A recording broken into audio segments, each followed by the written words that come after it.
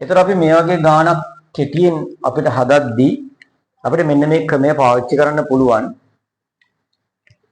2016 කියන සංඛ්‍යාව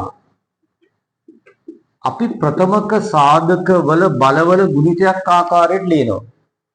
ප්‍රථමක සාධකවල බලවල ගුණිතයක් ආකාරයට. ප්‍රථමක සාධක කියන්නේ 2 3 5 7 11 13 වගේ සාධක දෙකක් පමණක් ඇති සංඛ්‍යාව.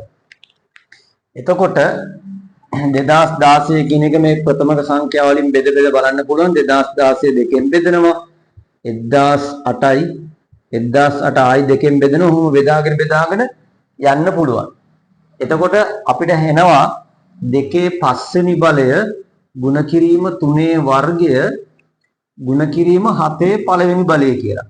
මම එකපාරට ලිව්වේ ඕන කෙනෙක්ට සාමාන්‍යයෙන් මේ ප්‍රථම සංඛ්‍යාව වලින් බෙදාගෙන යන්න පුළුවන් හින්දා ඔහොම ලියා ගන්නවා. ඊට පස්සේ කරන්නේ මෙන්න මේ දර්ශකයේ තියෙන මේ දර්ශකයට එකක් එකතු කරනවා. මෙතන දර්ශකයටත් එකක් එකතු කරනවා. මේකටත් එකක් එකතු කරලා මේ ටික ගුණ කරනවා. 5යි 1යි 6යි 2යි 1යි 3යි 1යි 1යි 2යි 6යි 6 වරක් 3 18යි 18 වරක් 2 36යි සාධක 36ක් තියෙනවා.